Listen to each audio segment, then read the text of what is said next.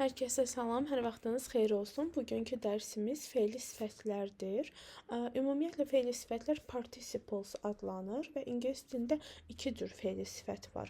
Bunlardan biri indiki zaman fe'li sifətidir, digəri isə keçmiş zaman fe'li sifətidir. İndiki zaman fe'li sifəti the present participle, qısa formada participle one, keçmiş zaman fe'li sifəti isə the past participle, qısa formada participle two formasında ifadə edilir. Əlbəttə ki, indiki zaman fe'li sifəti və keçmiş zaman fe'li sifəti bir-birindən tamamilə fərqlidir. Gəlin indi birinci indiki zaman fe'li sifəti, yəni participle one öyrənək. Deməli, indiki zaman fe'li sifətini düzəltmək üçün fe'llərin sonuna ayəngi artırmaq lazımdır. Fe'lin sonuna ayəngi artırdıqda indiki zaman fe'li sifəti yaratmış oluruq. Məsəl üçün, dance fe'linin sonuna ayəngi artırdıq, dancing fe'li sifəti yaratdıq. Sing fe'linin sonuna ayəngi artırdıq, singing fe'li sifətini yaratdıq. Keçən dərsimizdə mən sizə dedim ki, gerundu da yaratmaq üçün fe'llərin sonuna ayəngi artırırıq. Əlbəttə ki, bunlar bir-birindən fərqlidir. Birazdan onların fərqini izah edəcəm. Deməli, tərcüməsi nədir? Fe'li sifətin tərcüməsi 3 cür olacaqdır. İndiki zaman fe'li sifətin tərcüməsi 3 cür olur. 1 an, ən, 2 arkən, ərkən və üçüncüsü araq, ərək kimi dilimizə tərcümə edilə bilir. Məsələn, the dancing girl, rəqs edən qız. Burada an, ən kimi. While going, gedərkən, burada arkən, ərkən kimi. Feeling tired, I went to bed early. Deməli, yorğun hiss edərək mən yatağa erkən getdim. Yorğun hiss edərək. Deməli, fe'li sifətin dilimizə tərcüməsi 3 cür oldu. An, ən, arkən, ərkən və araq, ərək kimi dilimizə tərcümə edilir. Gəlin indi işlənmə yerlərinə baxaq. Fe'li sifətin 4 dənə işlənmə yeri vardı. Birincisi mürəkkəb tamamlıqda. İkinci qrup fe'llərdən sonra fe'li sifət, indiki zaman fe'li sifət, yəni participle one istifadə edilir. İkinci qrup fe'llər hansıları idi? Yadınızdadırsa demişdim ki, duyğu üzvlərimizlə etdiyimiz to see görmək, to hear eşitmək, to watch izləmək, observe, notice və s. Bu fe'llərdən sonra participle one istifadə etmək lazımdır. I saw him crying at the hospital. Mən onu xəstəxanada ağlayan gördüm. Xəstəxanada ağladığını gördüm. Yəni burada participle one kimi işlənibdir. İkincisi, when və while'dan sonra, yəni when-dən while'dan sonra ing qəbul etmiş sözü gördüksə, bilirik ki, bu participle one-dır, yəni indiki zaman fe'li sifətdir. Məsələn, while making dinner, my mom cut her finger. Deməli, nahar hazırlayarkən, yenə görürsüz, arkən kimi tərcümə edildi. Nahar hazırlayarkən mənim anam barmağını kəsdi. Deməli, burada while-dan sonra işlənən ing qəbul etmiş fe'il, fe'li sifətdir. Üçüncüsü isə isimlərlə işlənə bilir.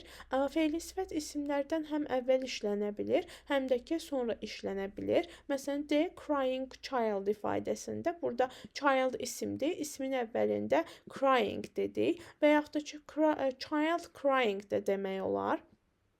Bu formada cümlədən asılı olaraq həm ismin əvvəlində, həm də ki, isimdən sonra işlətmək mümkündür. Bir də davam edici zaman formalarının düzəlməsində participle one-dan istifadə edirik. Yadınızdadırsa, onun bir düsturu var idi. To be, üstə gəlinsin, participle one düsturundan istifadə edirdik. Deməli, məsələn, he is dancing at the party. O, şənlikdə rəqs edir. Deməli, burada dance-in sonuna ing artırılıb. Qarşısında to be-si var. Bilirəm ki, burada participle one-dır. Yəni, fe'li sifətdir. Əslində, buradakı məlumatlardan siz asanlıqla öyrənə bilərsiniz gerunddan fərqlərini. Nəyə görə? Çünki gerund cümlədə bu cür tərcümə edilməz. Gerund cümlədə ismə aid olduğu üçün maq-mək sonluğu ilə əsasən bitərək tərcümə edilir. Amma fe'li sifətlər cümlədə an, ən, arkən, ərkən, araq, ərək kimi tərcümə edilir. Başqa bir fərq isə ondan ibarətdir ki, while-dan sonra participle one işlədirik. Buradan seçə bilərsiniz. Əgər when işlənibsə, while işlənibsə, ondan sonra yazılan fe'il, ing qəbul edən fe'il bilirik ki, participle one-dır və ya davam edici zamanda to be üstə gəlsin participle participle one düsturunda olan feillərdə bilirik ki, buradakı feil gerund deyil, participle one-dır. Yəni bunları səhv sala bilməyəcəksiniz, bunları öyrənsəniz. Və running is good for your health. Burada gerunddur. Deyir ki, running is good for your health. Qaçmaq, nə etmək. Necə tərcümə elədik? Qaçmaq kimi tərcümə elədik. Magmək oldu. Magmək kimi deyəndə bilirəm ki, gerunddur. Amma running boy fell down, qaçan oğlan yıxıldı. Hansı oğlan? Qaçan oğlan. Deməli, burada participle one-dır. An kimi də tərcümə elədik. Yəni, tərcüməsindən tamamən asanlığına seçə bilərsiniz ki, hansı gerund olur, hansı da participle one olur. Bir də ki, participle one-ın özünə məxsus xüsusiyyətləri vardır. Birincisi, participle one cəmlənə bilməz. Hansı ki, bu gerundla ortaq idi. Yəni, gerund da cəmlənə bilmir, amma participle one da cəmlənə bilmir. Eyni ilə də article işlənmir. Yəni, participle one-ın qabağında article işlətmirik. Amma mən burada the running boy deyə bilərəm. Geniş istifadə edək.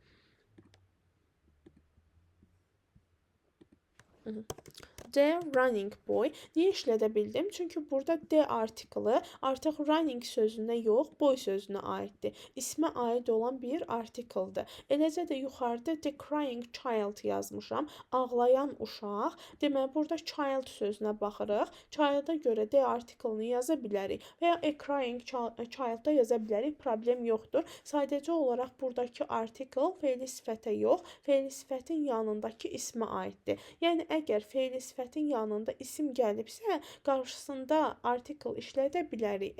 An və yaxud da ki, the artikelını işlədə bilərik. Bu belə. Deməli, gələk participle to öyrənməyə. Deməli, participle to nə idi? Deməli, past participle, yəni keçmiş zaman fe'li sifəti idi. Keçmiş zaman fe'li sifətini düzəltmək üçün fe'lləri iki yerə bölürük. Qaydalı fe'llər, bir də qaydasız fe'llər. Qaydalı fe'llərin sonuna ed artırırıq. Məsələn, play qaydalı fe'ldir. Bunu mən participle to etmək üçün sonuna ed artırıram. Eləcə də qaydasız fe'llər olsa kökündən dəyişəcəm və üçüncü sütundakı söz deməli participle to olacaqdır. Yəni qaydasız fe'llər olanda 3 hissəyə bölmüşdük. 3 sütun var idi. See, sew, seen. Üçüncü dediyimiz söz, üçüncü gələn participle to olur. Demək ki, participle one ilə participle to zaten görünüş etibarilə tamamən fərqlidir. Participle one-ın sonunda ing olur. Participle to-nun sonunda isə ing qəti olaraq mümkün deyil ki, olsun. Participle to-nun sonunda ya ed ola bilər, ya da ki, kökündən dəyişə bilər. Bundan asanlıqla seçirik. Sizə qalıbdır gerundla participle one-ı, yəni indiki zaman fe'li sifətini seçmək, onun da qaydasını dedim, ən yaxşı üsul elə tərcümə eləməkdir. Əgər tərcümədə magmək kimi tərcümə eləyiriksə, bilirik ki, buradakı ing-li söz gerund olur. Yox, əgər tərcümədə an, ən, ara, ərək kimi tərcümə eləyiriksə, buradan da bilirik ki, bu söz participle one, yəni fe'li sifətdir. Nəysə, gəlin participle to-ya baxaq. Deməli, düzəlməsini dedik ki, qaydalı olur, bir də qaydasız. Qaydalı fe'lləri ed artırırıq, qaydasızları isə kökündən dəyişirik. Tərcüməsi necə olur bəs? Tərcüməsi mış kimi tərcümə olunur. Məsəl üçün, stolen car, oğurlanmış maşın. Written letters, yazılmış məktublar və s.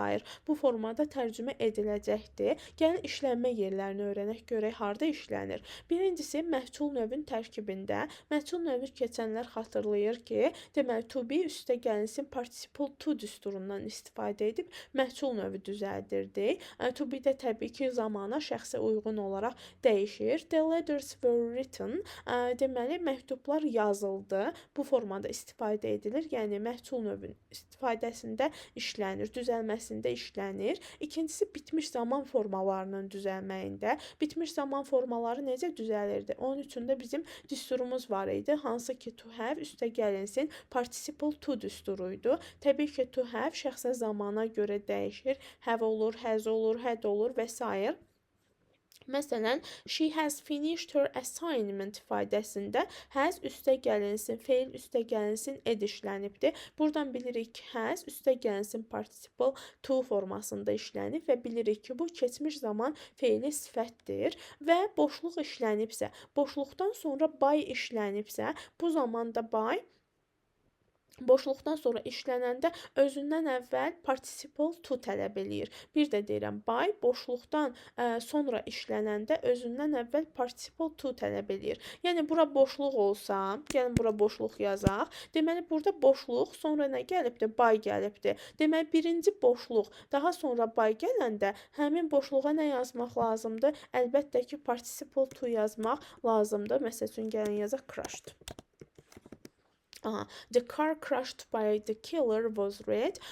Deməli, qatil tərəfindən əzilən maşın qırmızı idi. Dördüncüsü isimlərlə işlənir. Yəni isimlərdən həm əvvəl işlənə bilər, həm də ki sonra işlənə bilər, fərqi yoxdur. Məsələn, broken window, qırılmış, deməli pəncərə. The window broken by her, onun tərəfindən qırılmış pəncərə. Yenə də birincisində isimdən əvvəl işləndi. Birinci participle to gəldi, sonra window pəncərə sözü gəldi. İkincisində isə birinci isim gəldi, sonra participle to gəldi. Yəni fərqi yoxdur. Bu participle to həm isimdən əvvəl işlənə bilər, həm də ki isimdən sonra işlənə bilər. Gəlin işlənməsinin üzərindən bir daha da keçək. Birincisi məhsul növ üstəgəlin, məhsul növün tərkibində, yəni to be üstəgəlisi participle to formasında işlənir. İkincisi bitmiş zamanlar, yəni have, has, had üstəgəlinsin participle to formasında işlənir. Üçüncüsü boşluq üstəgəlinsin by işlənir. Yəni birinci boşluq, sonra by gəlibsə, həmin boşluğa participle to yazmaq lazımdır. Dördüncüsü isə isimlərlə, ismin həm əvvəlində, həm də ki isimdən sonra təyin funksiyasında deməli işlənə bilər. Bir də ki, əgər cümlədə by işlənibsə, by sözünü işlənibsə, həmin cümləyə gerund da yazmaq olar. Yəni həm ing-li söz də yazmaq olar. Həmin cümləyə həm də participle to da yazmaq olar. Necə seçəcəyik? Boşluq məsələsi burada işimizə yarayacaqdır. Əgər birinci by gəlibsə, sonra boşluq gəlibsə, demək ki, gerund yazmaq lazımdır. Məsələn, bu cümlədə she learned English by reading every day. Əgər by'dan sonra boşluq olsa, yəni buradakı reading sözün yazması və yerində boşluq işlənsə, deməli baxıram ki, by işlənibdir. By'dan sonra gələnə nə yazmaq lazımdır? Əlbəttə ki, gerund yazmaq lazımdır. Məsələn, reading yazıram. Deməli o hər gün kitab oxumaqla ingilis dilini öyrəndi. İkincisində isə participle to üstəgəlinsin by yazmışam. Yəni birinci boşluq olsa, sonra by olsa participle to yazmaq lazımdır. Bayaq da sizə dedik. Deməli birinci by gəlsə, sonra boşluq olsa gerund yazırıq. Birinci boşluq, sonra by gəlsə, demək ki participle to yazmaq lazımdır. Yəni by əvvəldə gəlsə, boşluq ondan sonra gəlsə gerund yazırıq. Boşluq əvvəldə gəlsə, by boşluqdan sonra gəlsə participle to yazırıq. Məsələn, this picture was painted by Ali.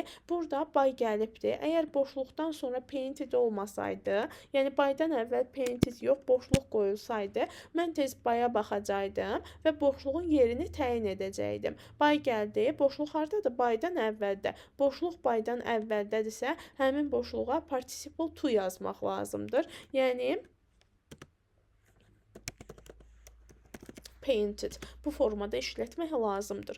Amma by'ın tərcüməsi yanında kimi bizim dilimizə tərcümə olunursa, gerund da işlənə bilər. Yəni burada boşluğun önəmi yoxdur. By'dan əvvəl də gerund işlənə bilər. Yəni boşluqdan sonra by gələndə də gerund yazıla bilər. Amma burada tərcüməsi önəmlidir. Mütləq by bizim dilimizə yanında kimi tərcümə edilməlidir. Məsələn, the boy standing by the car is my son.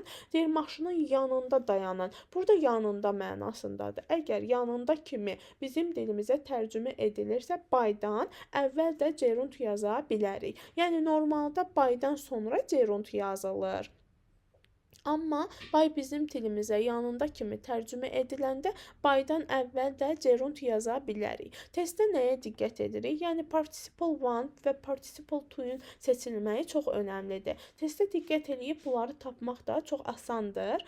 Zaten bunların görünüşü bir-birindən fərqlidir. Bayaq dedim də participle one ing ilə düzəlirdi. Participle two isə iki cür qaydaları et, qaydasızları isə kökündən dəyişməklə düzəlirdi. Testdə nə edəcəyik? biləcəyik, necə biləcəyik? Birinci qaydamız budur ki, participle to məchulluq bildirir. Yəni hərəkət kim tərəfindən edilibdir, bu bilinmir, məchul növdədir. The broken cup kimi qırılmış fincan, hələ də bilmirik ki, fincanı kim qırıbdır. Yəni məchulluq bildirir. Əgər cümlədə məchulluq vardısa, demək ki, həmin cümləyə participle to yazmaq lazımdır. Amma participle one, yəni indiki zamanın fe'li sifəti məlumdur. Məsələn, dancing girls, rəqs edən qızlar. Burada bilinir ki, hərəkət qızlar tərəfindən icra edilir. Yəni məlumdur. Deməli, hərəkət kim tərəfindən icra edilir, məlumdursa participle one yazırıq, yox əgər məchhuldursa participle to yazırıq. İkincisi, participle to əsasən cansızlarla bağlı olur. Participle one isə canlılarla bağlı olur. Elə yuxarıdakı nümunəyə də diqqət etsəydik bilərdik. Məsələn, broken cup, cup fincan deməkdir və deməli cansızdır. Cansıza aid olanda bilirik ki, participle to'dur. Amma dancing girls, rəqs edən qızlar, burada qızlar canlıdır. Canlıya aid olanda bilirik ki, participle one'dır. Participle to əsasən cansızlarla bağlı olur. Participle one isə əsasən canlılarla bağlı olur. Amma təbii ki də həmişə belə olmur ki, bəzi istisnalar da vardır. Yəni mən iki cümlə yazmışam, amma bu iki cümlə deyil. İstədiyimiz qədər bu formada cümlələr qura bilərik. Yəni çünki bu cümlələrdə də məchulluq da var. Məsələn, the soldier injured during the war. Deməli, soldier əskər deməkdir. Əskər müharibə ərzində yaralandı. Yəni kim tərəfindən yaralanıbdır bilinmir. Burada əskər canlıdır, amma participle to ilə işlənir.